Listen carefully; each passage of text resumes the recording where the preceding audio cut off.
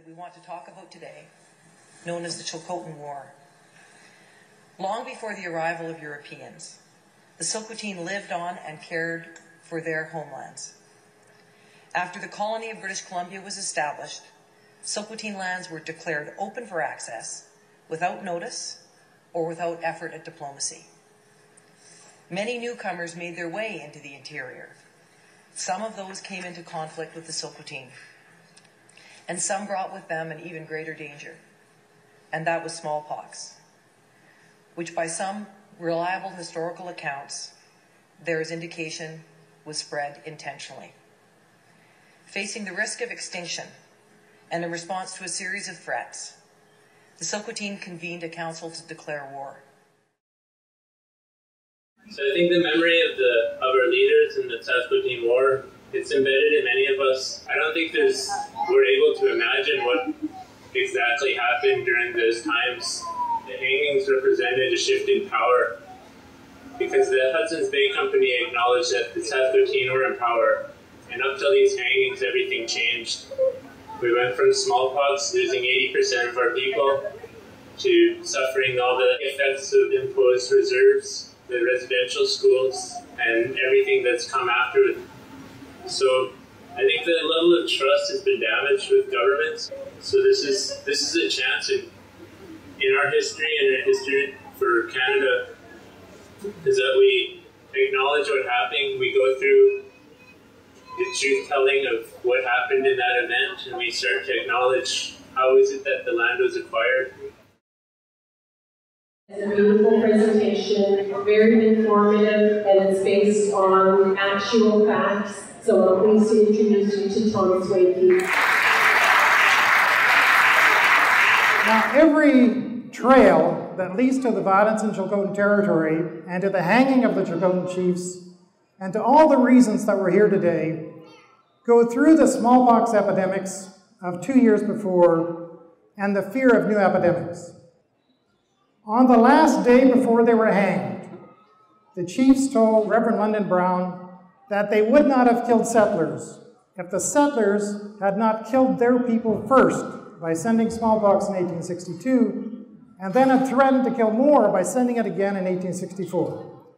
Now, everywhere we have Lhatsassin or the Chilcotin chiefs on record, and we have about 5 records where they're interviewed, they say exactly the same thing. It was the smallpox epidemic of 1862 that are critical to understanding the Chilcotin War. So what happened between the Chilcotin and the incoming settlers in 1862? Now, the first settlers began arriving in Chilcotin territory in 1861, and these settlers wanted roads to the new Caribou gold fields.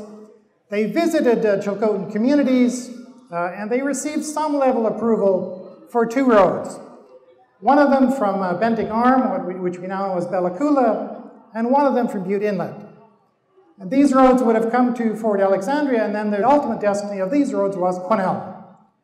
At this time, although the colony of BC was created in 1858, and although the prospective boundaries included Chilcotin territory, no official had ever visited the Chilcotin by 1862.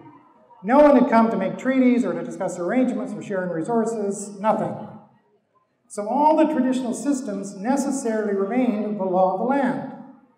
And Chilcotin officials were in charge of enforcing those laws. Now, in fact, British Columbia had no plans for treaties, and it had no plans to play for resources. Nevertheless, without consulting and without consent, they began encouraging settlers in Chilcotin territory. Now, the potential for conflict here seems obvious. In fact, it seems so obvious that it begs the question of how they expected to meet this foreseeable consequence. Now, when the BENTINCK Arm road developers returned in June 1862, they immediately violated the trust of the communities they had invited them in. Francis Poole, who was one leader of a party of 40 men who were offered free passage along the BENTINCK Arm road as a marketing gimmick, admitted knowingly introducing smallpox unsuspecting communities along this route. Later, he said that he knew the consequences of such actions were certain. Many natives would die. So he knew that the men in his party had smallpox. And he knew that the communities in which they were going through and which he was stopping at were unprotected. And he knew that they could be expected to die. Now, smallpox did not just break out in Poole's party as he arrived in Chilcotin territory. His party had left 3 men with smallpox at Nanaimo. It left 2 men with smallpox at Fort Rupert on the north of Vancouver Island. It introduced smallpox at South Bending Arm. It introduced smallpox at Bella Coola. It sent 2 smallpox-infected men into the village at Notliffe. And all of this before he got to Chilcotin Lake. Nor did he take steps anywhere to start controlling the smallpox in his party. There were missionaries and doctors with vaccine at Nanaimo. The post manager at Fort Rupert had vaccine. And in fact, there was a BENTINCK armed company party right behind Poole with a doctor. So he had lots of choices if they had wanted to control the disease in their party.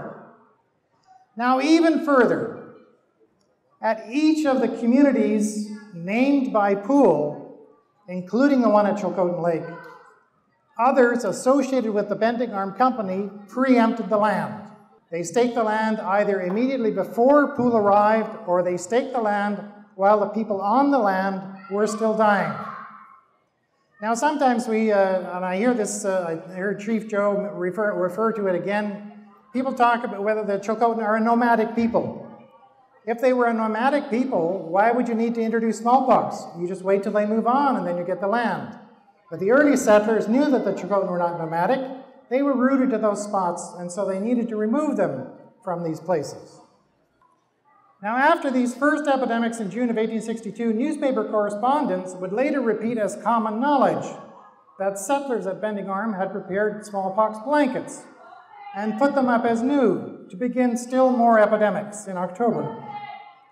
Now, during the October epidemics, Chilcotin parties were said to have given chase to other Bending Arm companies or employees, and 3 settler deaths were reported. Now, after Francis Poole left Chilcotin Lake, he said, for 5 or 6 days, we were in hourly dread of attack by hostile savages. And we left a sorrowful trail of blood, and that one of their own people had died. This violence at Chilcotin Lake, this is the true beginning of the violence that results eventually in the Chilcotin War. Now, travelers not associated with the Bending Arm Company reported the Chilcotin as happy and having made good profit from packing and trading with the crossing miners, and as lifesavers when they were in distress. So what made the Bending Arm Company different? An influential settler called them unscrupulous adventurers who broke faith with the native people. Now, who were these unscrupulous adventurers? The Bending Arm Company and its sister company, the New Aberdeen Land Syndicate at Bella Coola, were controlled by the Attorney General of Vancouver Island, who was also the governor's legal advisor. So the person who would benefit most from smallpox along the Bending Arm Road and in Chilcotin territory was the same person who we would be expecting to advise the governor about treaties and about the necessity of paying for land. If there was ever a case where the fox was in charge of the chicken house, this seems to be it. Now, given the involvement of Attorney General Carey, it's obvious that the implications of this history go beyond Chilcotin territory. And elders in almost all the areas highly desired by settlers, from the Stadlium, southern Dakel, Haida, Healthsuk, and Awikano, and up the coast, they all have similar stories. And if my book persuaded the Premier in any way to mention the smallpox epidemics, and it's partly because so many people, and some of them I see in this room, who passed along the smallpox stories from their own communities, their message, their voice was heard through my words in the Premier's office. By January of 1863, travelers were reporting that 2/3 of all the Chilcotin people had died. They died around the fires in their pit houses, they died on the trails, they died in the bushes. Smallpox produces an extremely painful burning in the throat, and they also died by the lakes and the rivers. The post-traumatic stress that the survivors must have suffered is unimaginable today. Now, it was in this context that a new threat to spread smallpox was made at Butte Inlet. Now, the Butte Inlet Company had gone bankrupt to end the 1863 season. It could only partially pay its European crew, and the promoters were scrambling for new financing. This material change in the project's fortune seems to have led to a decline in morale and a complete breakdown in relations with its Chilcotin partners. Now, Chilcotin traditions tell of the gang rape of a young girl said to have been Lhatsassin's own daughter, and which seems to have taken place during the Christmas-New Year's holiday. There are other reports of abuse of children, including sexual abuse. And financially strapped, the company began refusing to feed the Chilcotin laborers when the rest of the crew was fed, and there was a neglect to pay the customary tax for benefiting from access to Chilcotin territory. So the Chilcotin had already begun withdrawing support for this enterprise when a small crew returned in March. And that's when the threat to spread smallpox as a punishment was made in a dispute over the Chilcotin tax. Lhatsassin himself seems to have been one of the 5 Chilcotin to whom this threat was made. Lhatsassin is said to have called a leaders' council, and there's other evidence of a coordinated policy that then followed. From these actions, we can infer that this policy was, first, to end the smallpox threat of Yunesit'in; second, to deal with the Punsi settlers who were still in possession of land that they won through smallpox; and third, to expel all the remaining settlers and close Chilcotin territory; and fourth, not to reopen without some formal agreement with the colony. So this war party was actually only 14 or 15 people. Sometimes we think about, this is a large group of men, that Chilcotin people that went down there, and that's not true. It was just a small group of people, and they killed 14 of the settlers of the 17-man crew. And it's not clear, without putting an end to the whole crew, that they could have ended the smallpox threat. Next, they returned to the interior, and they dealt with the 3 settlers at Punsi had arrived, and they had extorted the land at Punsi by threatening to introduce smallpox. The land they wanted was where the roads would meet, and then after they threatened to introduce smallpox to Punsi Lake, they did introduce the disease, and according to one of the survivors, they used smallpox blankets to introduce the disease there, and a passing settler estimated that there were 500 deaths at Punsi alone. So when the Chilcotin returned to the interior, these settlers were offered due process under Chilcotin laws. They were offered the opportunity to leave, to abandon their possessions, to leave, to accept permanent banishment, and they were advised of the process to appeal for sanctuary. However, these settlers, they refused these terms. Tapit, head of the family displaced at Punsi, was then tasked with executing the resident manager.